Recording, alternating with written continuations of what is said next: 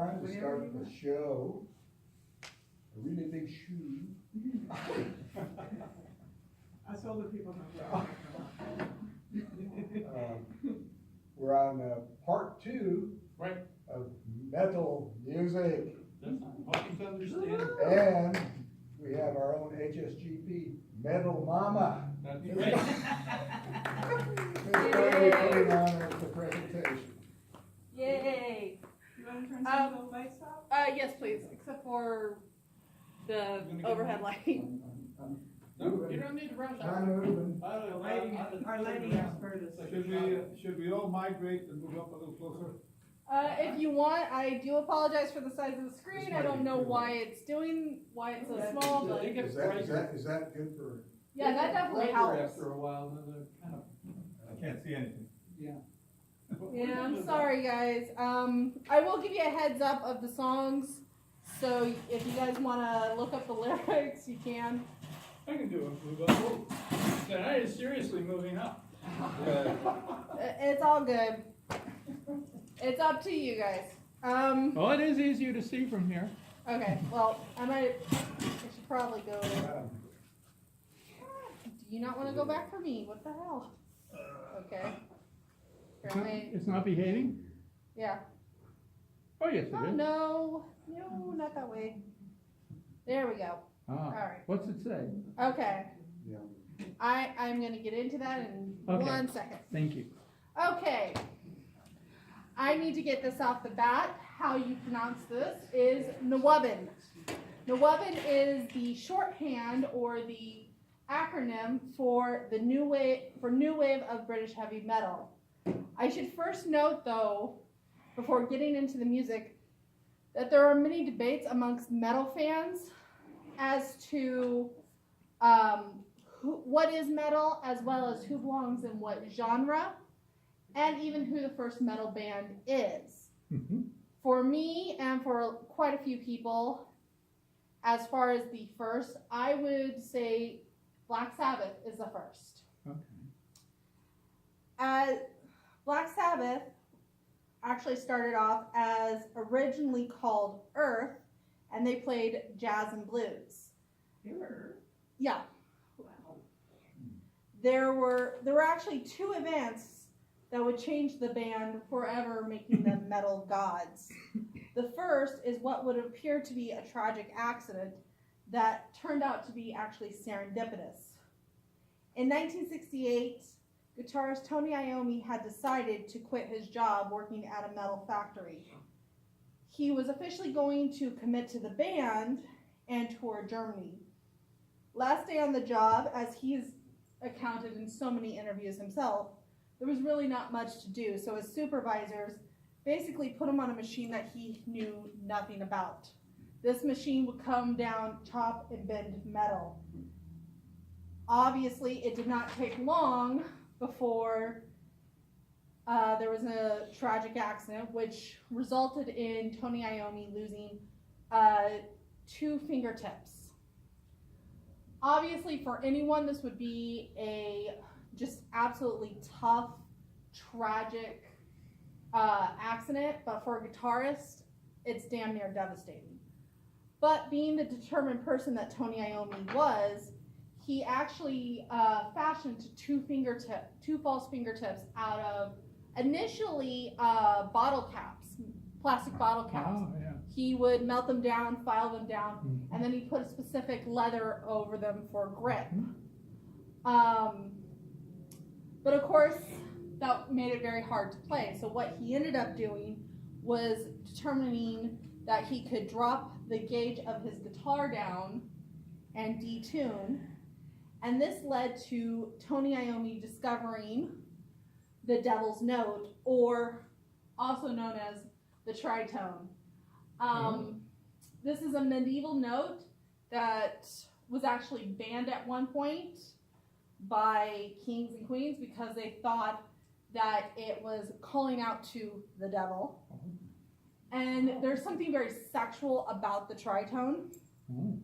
One of the best examples is actually going to come up later in another song of ours,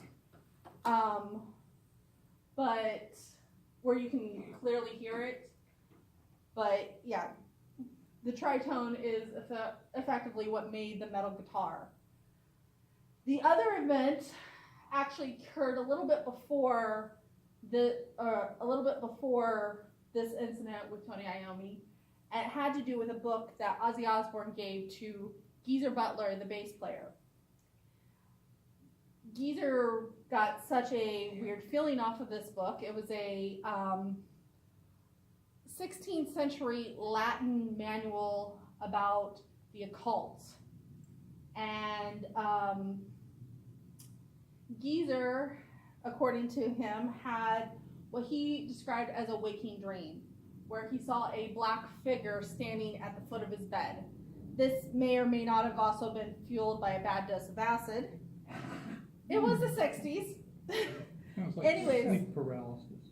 Anyways, the next day he ended up telling vocalist Ozzy Osbourne about it, and Ozzy wrote the song Black Sabbath, which the title actually comes from a Boris Karloff movie. Ooh, I love Boris Karloff.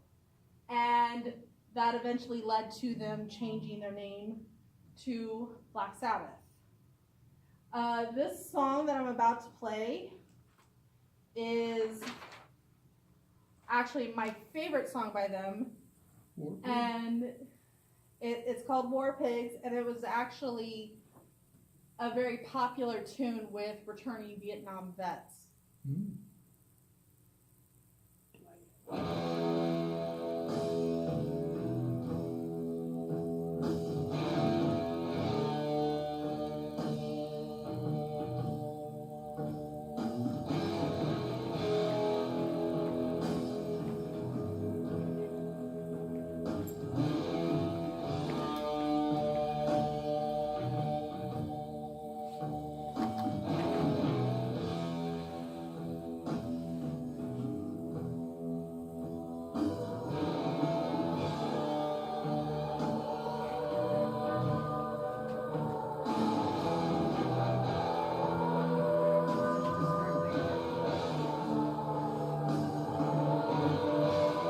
Let me know if the volume's too loud or too low, you guys.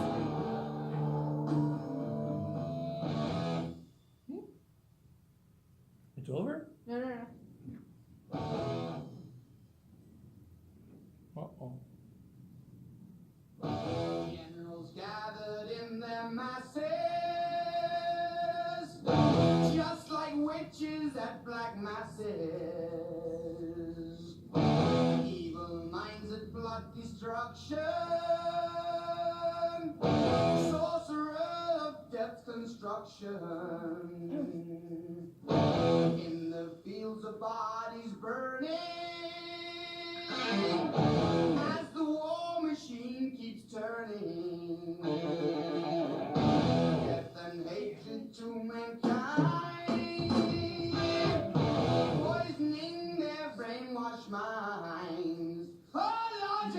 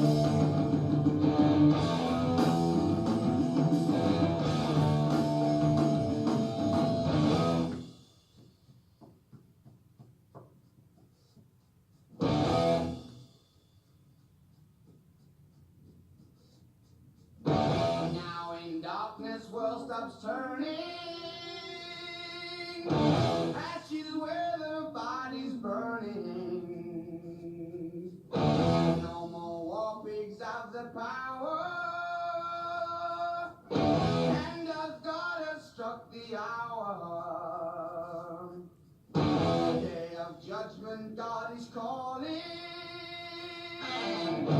Underneath the warp is crawling, begging mercies for the sin. Satan laughing spreads his wings. Oh Lord,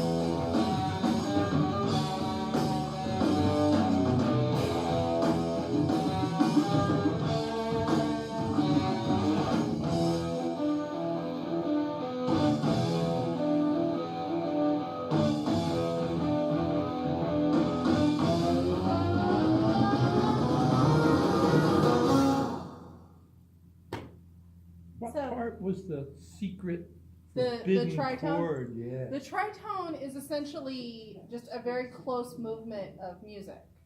So it can be any variation of just basically bom bom bom, you know, or any variation like that, where it's just this very close Okay. movement of music. So Sabbath would release their their self-titled debut album on Friday the 13th, 1970. Bands that had come before, like Deep Purple, Cream, The Crazy World of Arthur Brown, as well as many others that I played in the last installment, they were just a spark. But Sabbath was a roaring inferno to light the torch of metal. However, as you could hear, especially if you were paying attention to the drums, they're still very much rooted in the blues and in jazz. Mhm. If you paid attention to the drums, you heard a lot of little chops and kicks. That is very jazz-based, which Bill Ward has flat out admitted one of the biggest influences on him was jazz, such as Glenn Miller. The first true metal band, though, the first band that went all in and truly embraced the title and the attitude and music of metal, was Judas Priest. I remember him. Judas Priest wouldn't just, though, embrace the concept, but they also ultimately came up with what is the definitive metal look. Denim, leather, and metal studs became kind of the uniform of heavy metal. However, at the time, not very many people knew that this look came from the gay bars, due to singer Rob Halford being at the time in the closet. So without further ado, hit it at the wrong time. Without further ado, here is Judas Priest from their first album with The Ripper. You're in for surprise. You're in for a shock.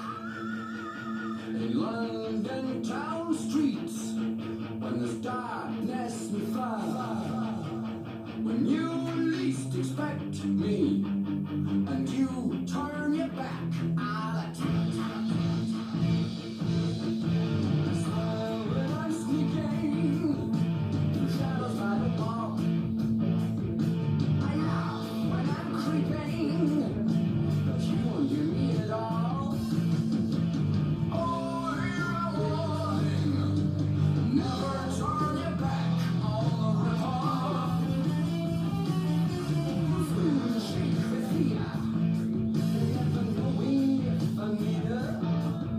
I'm flying, I'm shameless, nocturnal and nameless, except for the ripper, or if you like, Jack the Knife.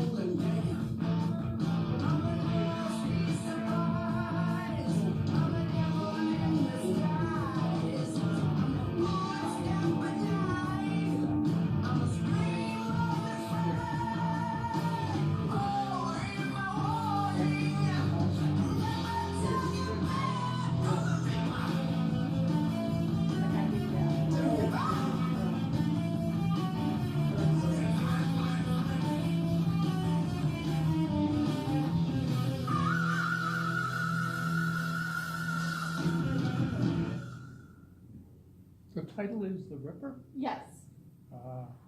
And kind of a fun fact about Judas Priest, their first tour of the U.S. was actually as an opening act for, of all people, REO Speedwagon. So, They fit Imagine- right in.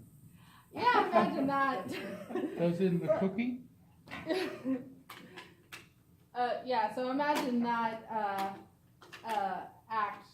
You go in to see REO Speedwagon and get Judas Priest. But a year later, they would actually release their landmark album, 1981's British Steel. The next band that we're actually going to talk about actually broke all the rules, not just in rock, but in metal. Motorhead. Where is that? The late frontman, Lemmy Kilmister, is more or less the Jesus of metal. Not only because his birthday is on December 25th, but Lemmy famously helped push and promote people like Wendy O. Williams and other all-female acts like Girl School, which we will be getting to. They not only toured with the punk legends The Damned, despite the then bad blood between the two camps of punk and metal, but they also, for all of this and more, are basically forever ensured to be in the pantheon of metal gods. I try to keep a majority of these songs in the 70s, but Most people, if they know any Motorhead song, they know this song, which is Ace of Spades. If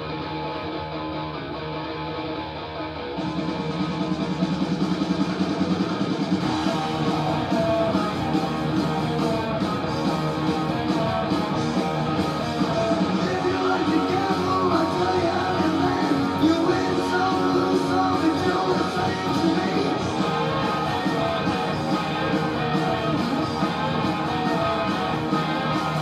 The pleasure is the blame. Make no difference what you say. Autumn Street Green. The only card I need is the ace of spades. The ace of spades. Playing for the high road, dancing with the devil, going with the flow. It's all a dream to me.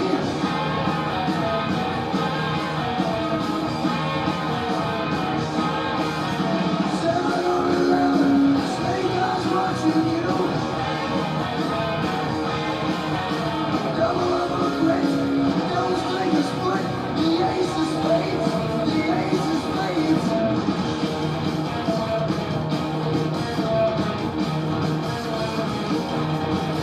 You know I'm going to lose, and gambling's for fools, but that's the way I like it, baby. I don't want to live forever.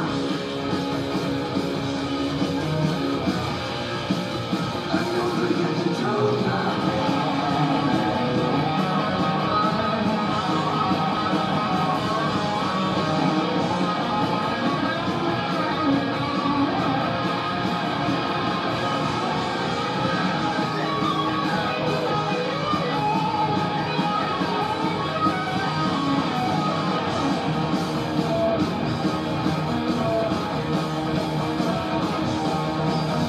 Pushing up the ante, I know you got to see me. Lean on the wing, the dead man's hands again.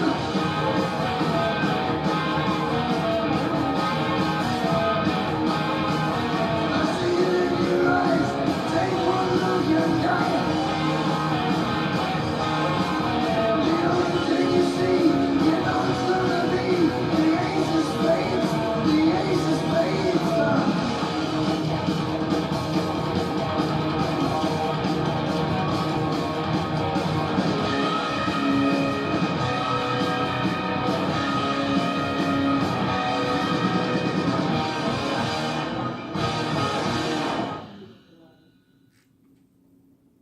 Like I said, most people who know Motorhead know them for that one song, although to their fans who are extremely ravenous, myself included, we know them for so much more. Lemmy was a true visionary, and as you can see, he kind of merged punk and metal.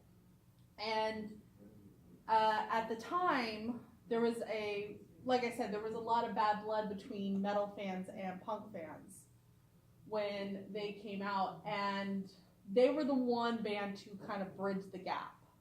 They were the one band, you could be a metal fan and have a Motorhead patch on and be cool. You could be a punk fan and have a Motorhead patch on and everyone was cool. So, by 1975 in London,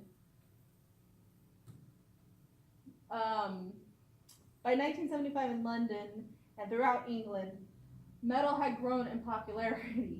So I'm gonna get over here to point some things out. I should have. Let me grab this. Okay. DJ Neil K, who is the picture in the middle on the left, actually started a metal night down at a place called the Bandwagon, which is the picture of that building on the very top right. This is in London, right? Yes, well, in The England. UK? Yeah. That metal night grew to 5 nights a week. Oh. Now, the gentleman who you see on the very top On the very top left is a man named Rob Loonhouse. He is the inventor of what is known now as the air guitar. At the time, what he ended up doing, and this is really cool, I've seen the footage, he made what he called a hardboard guitar, which is essentially a guitar out of cardboard. And he would push his way to the front, and he would play along with the solos. And anyone who did not realize that it wasn't a real guitar would actually think that he was playing. So, but he like was in the audience and he Yeah. kind of invited himself up. Pretty much. Okay. Sounds Magazine, which you see a cover of there, what would happen is Neil Kay would publish his list of his playlist in Sounds, and it would go essentially the 70s version of viral throughout the metal community. So without further ado, we're actually going to play one of my all-time favorite bands, Saxon, Wheels of Steel. And the cool thing about Saxon is they were the ones to kind of make metal for kind of motorheads, bikers, car enthusiasts. So without further ado.